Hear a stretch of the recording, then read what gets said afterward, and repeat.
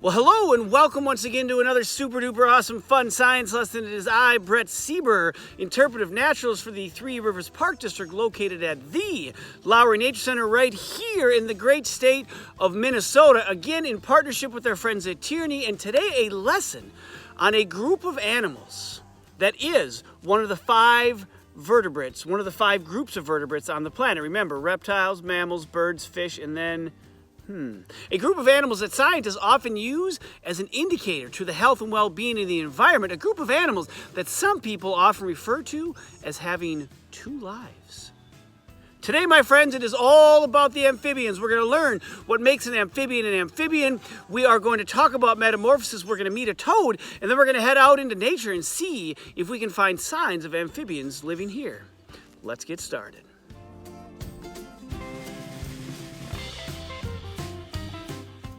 All right, so if you are going to be an amphibian, we know that scientists love putting things in groups. We've talked about this before, and amphibians are no exception. They have certain physical characteristics, things about them that make scientists lump them into the group. Now, somewhat similar to the reptiles that we've covered in a past lesson. However, a little bit different. Similarities would be that they are ectotherms, meaning that they don't make their own heat. You and I as mammals, we're endotherms. We create heat. Every time you eat, your body is burning that food up, turning it into energy, but also making heat. Amphibians, that doesn't happen. Same with the reptiles. Also, they have vertebrates, they have backbones, they have skeletons, just like you and I. They are one of the five groups of vertebrates: reptiles, amphibians, mammals, birds, and, do you remember? What was the last one? That's right, fish. So those things in common with the reptiles, however different, whereas in their mouth they don't have any teeth. Now reptile teeth are different than yours and I, but amphibians don't have any teeth at all. They also, on the ends of their hands and their fingers, they don't have any claws. No claws for scratching or digging. Doesn't mean they can't dig, and we'll learn more about one individual in a short little while. Also, covering their body, they don't have scales.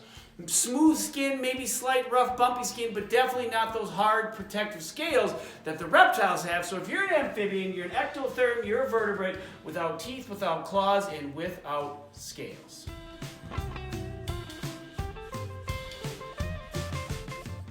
Alright, so one other really huge difference between the reptiles and the amphibians is this: metamorphosis. You're like, Brett, that is a ginormous word. You are correct. Metamorphosis, this big fancy science word. You're like, wait, though.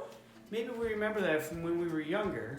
Maybe kindergarten, first grade. We talked about butterflies. Yeah, butterflies go through this too, although in a slightly different environment. Metamorphosis is this big fancy word for change. As an amphibian, they are often talked about as having two lives. And no, they don't get to live twice.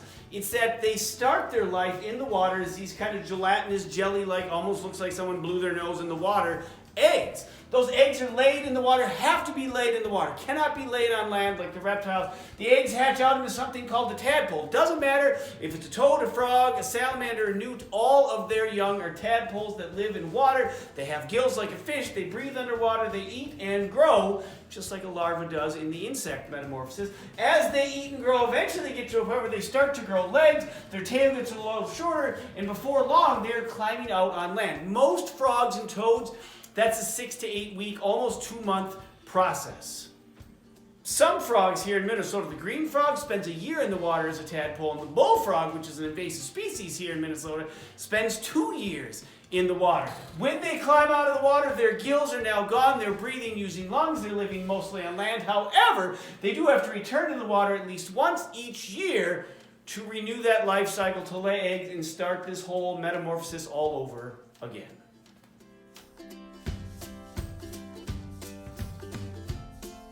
All right, in Minnesota, we definitely have our share of amphibians. However, being a colder climate, it is not the most ideal place for amphibians to live. We do have the furthest living north amphibian in North America, the wood frog. Kind of cool. At the moment, though, we are going to meet a toad. There are 3 different types of toads in Minnesota. This is an American toad. Now, as an American toad, different than a frog, you can see her skin is covered with all those lumpy bumpies. That tough, leathery skin allows her to be more away from the water, whereas her cousin, the frogs, have to be closer to the water. As an American toad, right now, they are currently singing in Minnesota. In the frog and toad world, it is only the boys that sing, and the toad makes this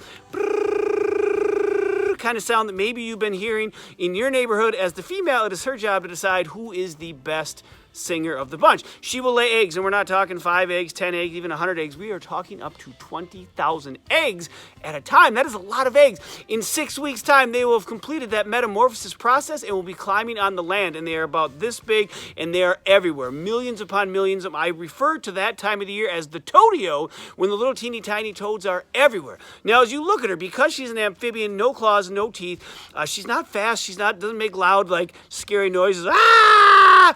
That's not how it happens. However, she is not completely defenseless. If the camouflage, her skin color, which helps her hide and blend in, if that fails, and let's be clear, that is her best option for staying alive. If that fails, she's still got a few tricks up her, well, not really sleeve, but on the back of her head, these 2 large bumps right there, called parotid glands. In there is a nasty, sticky, smelly ooze that if she gets picked up, and most animals don't have that magical thing called a thumb, so they use their mouth, it squishes out this gross, nasty ooze that covers her back, makes her taste terrible.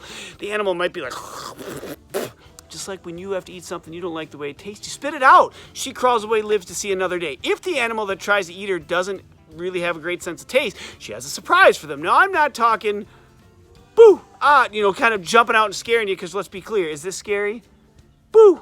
No, you'd probably think, oh, that's adorable, and it kind of is. No, her surprise comes from right back here. That's right, she goes to the bathroom. If you ever picked up a frog or toad in the wild, it is most likely peed on you. Again, on your hand, you're like, whatever, wash it off, but in your mouth, it's gross, spit her out. If the bumps don't work, if the surprise doesn't work, last thing she'll do, she'll fill her lungs up with lots of air to make herself really difficult to swallow. The animal's trying to eat her. Hack, cough, spit, spits her out. She crawls away, lives to see another day. Yes, as an amphibian, she's not very fast. No teeth, no claws, but she's not completely defenseless either.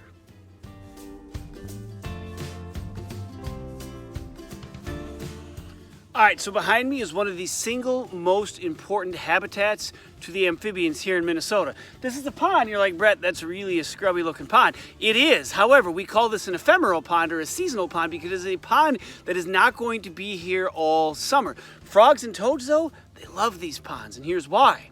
No big fish, no large birds, really no predators at all to speak of, which is a nice safe place for your tadpoles to grow into teeny tiny versions of yourself. However, remember, metamorphosis, most frogs 6 to 8 weeks. An ephemeral pond, a seasonal pond, may not have water that stays in it for that long. The moment the frogs lay eggs here, it is an absolute race against time to complete that life cycle, complete metamorphosis, get out of the water, living on land before the water runs dry. And if you're still a tadpole at that point, it's not gonna be good. All right, if we look closely, that little teeny black blob with the skinny little tail, and there it goes.